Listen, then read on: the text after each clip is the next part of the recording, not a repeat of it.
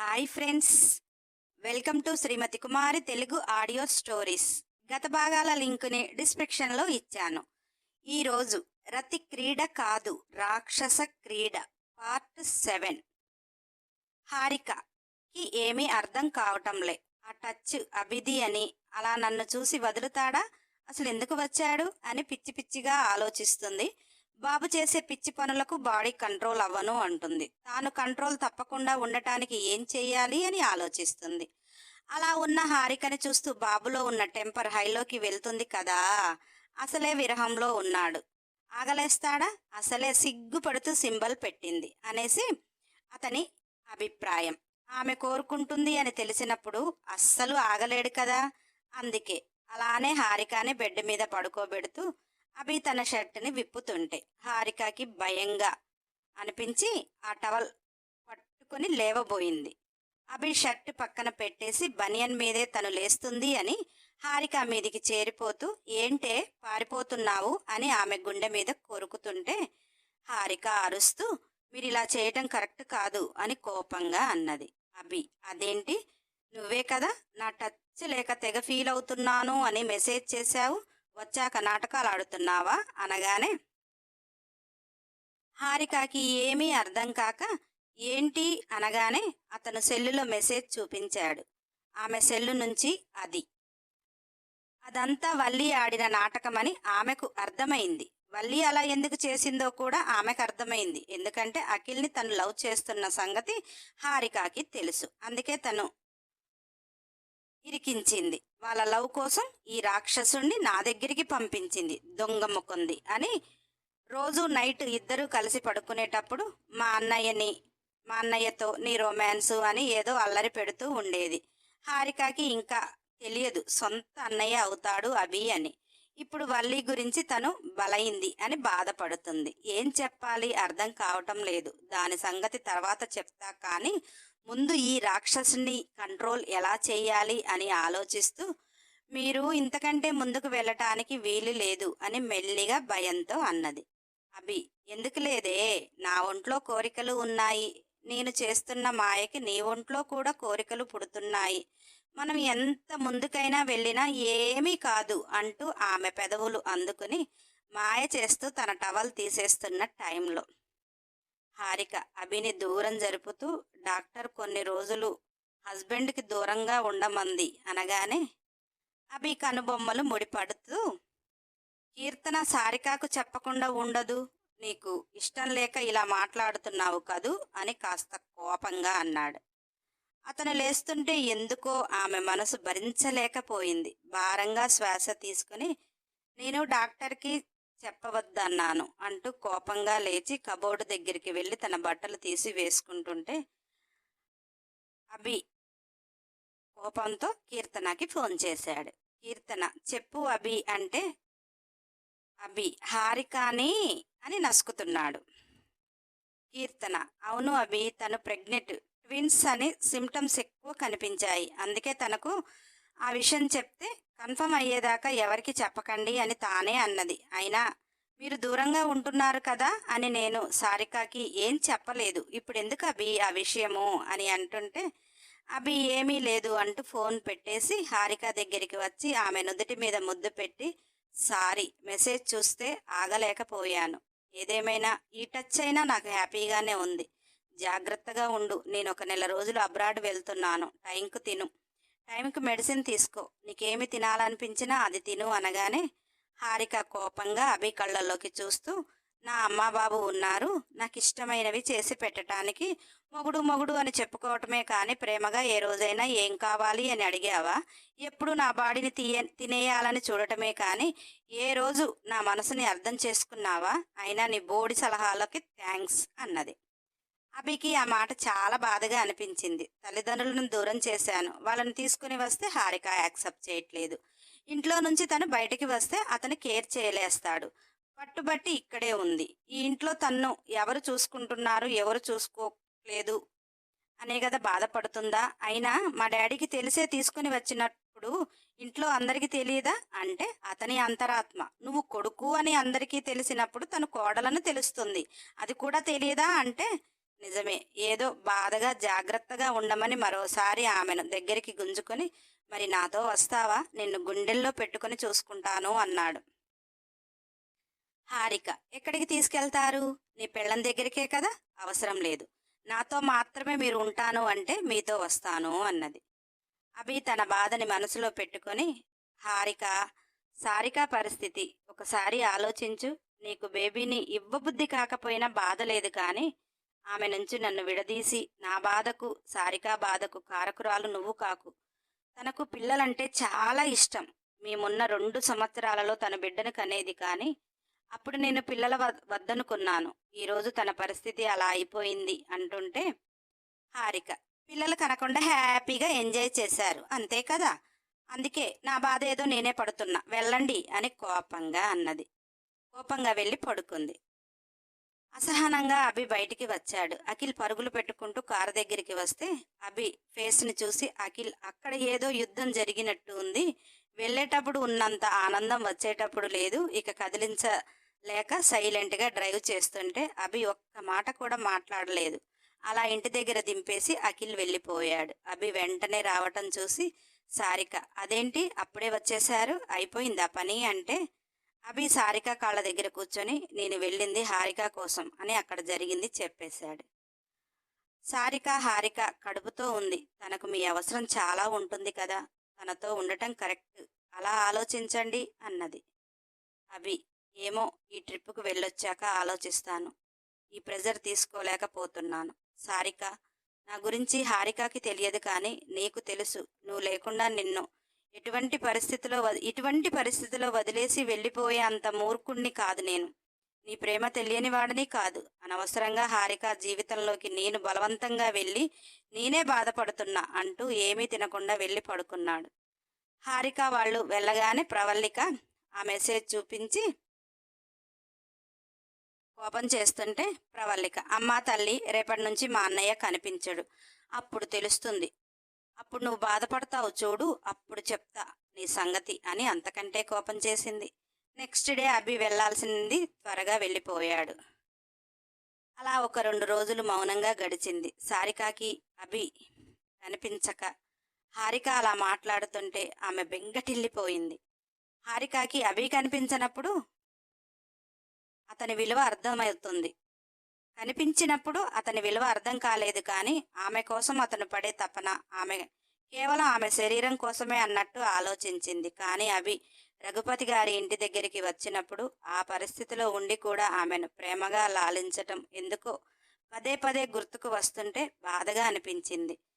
ప్రవల్లిక, ఏంటి డల్గా ఉన్నావు? మా అన్నయ్యపై బెంగనా అంటే, హారిక, అదేం లేదు, ఒకసారి హాస్పిటల్కి వెళ్ళి రావాలి. నువ్వు వెళ్ళు, నేను హాస్పిటల్కి వెళ్ళి వస్తాను అని అంటుంటే, ప్రవల్లిక, నేను వస్తాను అంది. హారిక, అఖిల్తో టైం స్పెండ్ చెయ్యి, ఈ ఫైల్ అర్జెంటు, అతనికి సబ్మిట్ చెయ్యి, తమరు రండి తర్వాత, నేను వెళ్తాను అని హారిక హాస్పిటల్కి వచ్చింది. సారిక కూడా హాస్పిటల్కి వచ్చింది. తనెందుకు, అభి వెళ్ళాక చాలా భయానికి లోలైంది. హారికతో అభి జీవితం అంటే హారిక తనని ఎప్పటికీ యాక్సెప్ట్ చేయకపోతే అభి లేకుండా నేను ఉండగలనా అనే ఆలోచన వస్తేనే ఆమె చాలా నర్వస్ అయిపోయి తనకు హెల్త్ బాగాలేక శాంత హాస్పిటల్కి తీసుకువచ్చింది. కీర్తన సారిక వచ్చింది అని ఇక తను ఓపీ పేషెంట్లని ఈరోజు చూడనని చెప్పేసింది. అలా హారిక వస్తే ఈరోజు మేడం లేరు అని చెప్పారు. సరే అని ఆమె బయటికి వెళ్ళే వరకు కారు లేదు. డ్రైవర్కి కాల్ చేస్తే డ్రైవర్, మేడం, కైలాస్ సారు అక్కడే ఉన్నాడట, నన్ను ప్రవళిక మేడం కోసం వెళ్ళమన్నారు, నేను అక్కడికి వెళ్తున్నాను, మీరు సార్తో వచ్చేయండి అని ఫోన్ పెట్టేశాడు. హారిక ఫోన్ మాట్లాడి పెట్టే లోపల కైలాస్ ఆమె ఎదురుగా కనిపించాడు. హారిక కైలాస్ ఇంటికే తీసుకెళ్తాడు కదా అని కారెక్కింది. శాంత ఏదో మెడిసిన్స్ కోసం బయటికి వచ్చి కైలాస్ హారిక వెళ్ళటం చూసి పరుగున సారిక దగ్గరికి వచ్చి, కైలాస్ హారిక మేడాన్ని తీసుకుని వెళ్తున్నాడు మేడం, తన హాస్పిటల్కి వచ్చింది, మరి ఎందుకు అంటే, కీర్తన, అయ్యో, తను నా గురించే వచ్చి ఉంటుంది, ఈరోజు నేను సారిక దగ్గర ఉంటాను అనేసి ఏ పేషెంట్లను చూడనంటే చెప్తే వెళ్ళిపోతుందేమో, అయినా కైలాస్ ఇంటికేగా తీసుకువెళ్తాడు కదా, ఎందుకంత కంగారు శాంత పడుతున్నావు అంటే, సారిక, శాంత, మనం కూడా వెళ్దాం పద, నీకు తర్వాత చెప్తానే అంటూ శాంతతో త్వరగా ఆమె కారెక్కింది. శాంత అంటే ఆడమనిషి కాదు, అలా అని మగ మనిషి కాదు. పుట్టుక మగవాడిలా పుట్టినా కానీ ఏ ఫీలింగ్స్ లేక అతనిలో ఎప్పుడు ఆడపిల్లలా ఉండాలి అనే కోరికలు ఉండటం వల్ల ఇంట్లో తనని వెలివేసినట్టుగా చేసిన క్షణంలో శాంత చనిపోవాలని చూసినప్పుడు సారిక శాంతాను సేవ్ చేసి కీర్తనతో మంచి కౌన్సిలింగ్ ఇప్పించి ఆమె హాస్పిటల్లోనే శాంతకు ఇష్టంగా బతికేలా చేసింది. సారిక అప్పుడు మంచిగా ఉంది కనుక శాంత హాస్పిటల్లో వర్క్ చేసుకుంటూ అక్కడే ఉండేది. సారికకి యాక్సిడెంట్ తర్వాత శాంత సారికను చూసుకోవటానికి వచ్చేసింది. సారిక తనను చాలా మోటివేట్ చేసి శాంతకు పేరు కూడా ఆమె పెట్టింది. ఆమెకు నచ్చినట్టు బ్రతుకుతున్నది. ఏ ఫీలింగ్స్ లేని శాంతకి జీవితం విలువలు తెలుసు. నేను ఎవరికైనా ఉపయోగపడతానో ఒక ఫీలింగ్స్ కోరికలు ఉంటేనా జీవితమేనా అనేలా రూపుదిద్దటం వల్ల శాంత హాస్పిటల్లో చాలా జాగ్రత్తగా పేషెంట్లను చూసుకునేది. ఇక సారిక పరిస్థితి తెలుసుకున్న శాంత సారికతోనే ఉండాలని నిర్ణయించుకుంది.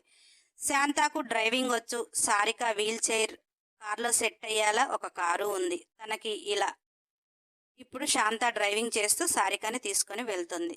కైలాస్ హారికతో మాట్లాడుతుంటే హారిక పుల్లగా తినాలనిపించింది. కైలాస్ ఇక్కడ ఆపవా అనగానే దేనికి అన్నాడు. హారిక ఆరెంజెస్ కొనుక్కుంటాను, కొద్దిగా వీక్గా అనిపిస్తుంది అని వెళ్ళి కొనుక్కొని వచ్చి కారులో కూర్చునేటప్పటికి కైలాస్ కారుని శాంత చేరింది. మెల్లిగా కైలాస్కు తెలియకుండా ఫాలో అవుతుంది. కైలాస్ బుద్ధి శాంతకి తెలుసు, సారికకి తెలుసు. అతను ఒక టైప్ ఆఫ్ మనిషి. నలుగురు ఉంటే ఒకలా ఉంటాడు. ఒంటరిగా ఆడపిల్ల ఉంటే వాళ్ళని బలవంతం చేయటానికి వెనకాడడు.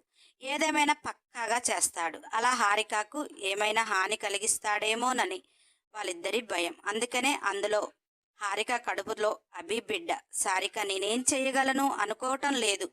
కైలాస్ ఏదైనా తప్పుడు పని చేస్తే బిడ్డని కోల్పోవలసి వస్తుంది అని భయంతోటి ఫాలో అవుతున్నారు. వాళ్ళు అనుకున్నట్టుగానే కైలాస్ ఇంటికి వెళ్లకుండా వేరే రూట్లో తీసుకుపోతుంటే హారిక అదేంటి సార్ మనం ఇంటికి ఇటు కాదు కదా వెళ్ళేది అని అంటుంటే కైలాస్ నాకు ఈ ఏరియాలో ఒక చిన్న పని ఉంది, చూసుకుని ఇంటికి వెళ్ళిపోదాం అని కూల్గా చెప్పాడు. హారిక సైలెంట్గా ఉంది. అలా ఒక ఇంటి ముందు కారు ఆపి రా మనకి తెలిసిన వాళ్లే, చాలా మంచి వాళ్ళు, నేను ఇప్పుడు లోపలికి వెళితే టీలు కాఫీలు అని చాలా మర్యాద చేస్తారు, నేను వచ్చే వరకు కారులో కూర్చోవటం ఎందుకు, నువ్వు కూడా కాస్త వాటర్ తాగుదురా అని చాలా కూల్గా చెప్పటం వల్ల హారిక మెల్లిగా దిగి లోనికి వెళ్ళింది. ఆ ఇంట్లో అసలు ఎవ్వరూ లేరు. ముందుగా కైలాస్ వెళ్ళాడు. ఎవరు ఉన్నట్టుగా పిలుస్తూ హారికని కూర్చో మనకు తెలిసిన వాళ్లే ఇల్లు అంటూ వచ్చి డోర్ బోల్ట్ పెట్టేశాడు. హారిక వెంటనే నిలబడి ఏంటి సార్ డోర్ క్లోజ్ చేశారు, ఇంట్లో ఎవరూ లేనట్టుగా అనిపిస్తుంది అంటుంటే కైలాస్ అవును ఎవరూ లేరు, నువ్వు సైలెంట్గా కోఆపరేట్ చేస్తే చాలా సీక్రెట్గా మన రిలేషన్ సాగుతుంది. నీకు హస్బెండ్ లేడు, నీకు కోరికలు ఉంటాయి కదా, ఎందుకు అలా అణుచుకొని ఉంటావు? నువ్వు మా ఇంటికి వచ్చినప్పుడు చాలా ఆనందపడ్డాను. అసలు నీకు పెళ్లి కాకుండా ఉంటే నేనే పెళ్లి చేసుకుందామని అనుకున్నా. పెళ్లి చేసుకున్నావు, వెళ్ళిపోయావు, మళ్ళీ వచ్చావు. ఇప్పుడు నిన్ను పెళ్లి చేసుకోవాలి అన్నా కానీ మా డాడీ ఒప్పుకోడు. అలా అని నిన్ను చూస్తూ ఉండాలి అంటే నా మనసు ఒప్పుకోవటం లేదు. నువ్వు మా చెల్లితో ఉంటుంటే నా ప్రాణం ఎంతలా కొట్టుకుంటుందో తెలుసా? నువ్వు సపరేట్గా రూమ్లో ఉంటే మనం ఉన్న ఇంట్లోనే ఎప్పుడూ రిలేషన్ స్టార్ట్ అయ్యేది అని ఆమె దగ్గరికి వచ్చి పట్టుకోబోతుంటే హారిక ప్లీజ్ సార్ మీరు చాలా తప్పుగా ఆలోచిస్తున్నారు. నేనేమి నా భర్త నుంచి విడిపోలే, నేను ఇప్పుడు ప్రెగ్నెంట్, మీరు నన్ను అలా కోరుకోవటం చాలా తప్పు అంటుంటే కైలాస్ ప్రెగ్నెంటా, ఏమోలే అదేమీ మనకు అడ్డు కాదు కదా అని హారికని బలవంతంగా లాక్కొని బెడ్రూమ్లోకి తీసుకుని వెళ్ళాడు. శాంత డోర్ క్లోజ్ చేసి అప్పటికి ఆ ఇంట్లోకి వచ్చింది. ఎటు చూసినా ఓపెన్ అవ్వటం లేదు. సారిక కంగారు పడుతుంటే తనను కూడా అక్కడికి తీసుకుని వచ్చింది. సారిక కాంత డోర్ బ్రేక్ చేయి, ఏదైనా ఉంటే నేను చూసుకుంటాను అన్నది. మెయిన్ డోర్ ఎంత బ్రేక్ చేసినా బ్రేక్ అవ్వటం లేదు. కైలాస్ బెడ్రూమ్లోకి తీసుకుని పోయి ఆ రూమ్ డోర్ పెట్టాడు కదా, బయట ఈ తలుపుల శబ్దం ఆ రూమ్లో వినిపించటం లేదు. సైడ్ డోర్ అంతా స్టాండర్డ్గా ఉండదు కదా, అది చిన్న గొంతులో ఉండటం వల్ల చాలా కష్టంగానే దాన్ని బ్రేక్ చేసి సారికను కూడా అందులోకి తీసుకువెళ్ళాక బెడ్రూమ్ డోరు చాలా డెలికేట్గా ఉంటుంది. గట్టిగా ఒక తన్ను తంతే అది పడిపోయింది. అప్పటికి హారిక మీద కైలాస్ పడిపోతూ ఆమెను చిరాకు చేస్తుంటే తను బాగా పోరాడుతుంది. కాంత పోయి కైలాసుని ఒక్క లాగుడు లాగి ఇస్త్రి కొడితే వచ్చి సారిక కాళ్ళ దగ్గర పడ్డాడు. పైకి చూస్తే సారిక ఆమెను చూసి రగిలిపోతూ అక్కడ డోర్ బ్రేక్ చేసిన చెక్క ముక్క షార్ప్గా ఉంటే దాన్ని తీసుకుని సారిక మెడకు పెడుతూ కాంతాతో, దాన్ని అక్కడ వదిలేసి సైలెంట్గా మీరిద్దరు వెళ్ళిపోయారు అంటే ఈవిడ గారు ప్రాణాలు మిగులుతాయి, లేదంటే చంపేస్తాను అంటుంటే శాంత హారికని వదిలేసి సారిక దగ్గరికి వస్తుంటే సారిక, కాంత హారికని తీసుకుని వెళ్ళిపో అంటున్నది. కైలాస్ ఆ చెక్కని సారిక గొంతు మీద ఒత్తుతూ, ఏంటి చంపను అనుకుంటున్నావా అని కోపంగా అన్నాడు. సారిక, నువ్వు చంపేయ్ కైలాస్, నీ నుండి ప్రయోజనం ఏమీ లేదు. తను ఎవరో తెలియక తీసుకుని వచ్చావు అనుకుంటా. తను అభికి చిన్న భార్య. అభి బేబీ హారిక కడుపులో. అభి కోసం నేను ఏదైనా చేస్తాను. అభి బేబీ కోసం నా ప్రాణాలు ఇచ్చేయాలేనా? చంపేయి అని అంటుంటే శాంత మేడమని ఏడుస్తుంది. సారిక, శాంత, నువ్వు హారికని తీసుకుని వెళ్ళి కారులో తనను సేఫ్గా కూర్చోబెట్టు. తర్వాత రా, అప్పటికి బతికి ఉంటే బ్రతికించుదు, లేకపోతే హారికని అభి వచ్చేదాకా చాలా జాగ్రత్తగా నువ్వే కాపాడాలి అని అంటుంటే హారికకి చాలా బాధగా అనిపించింది. తన కోసం, తన బిడ్డ కోసం ఆమె చావాలి అనుకుంటుంది.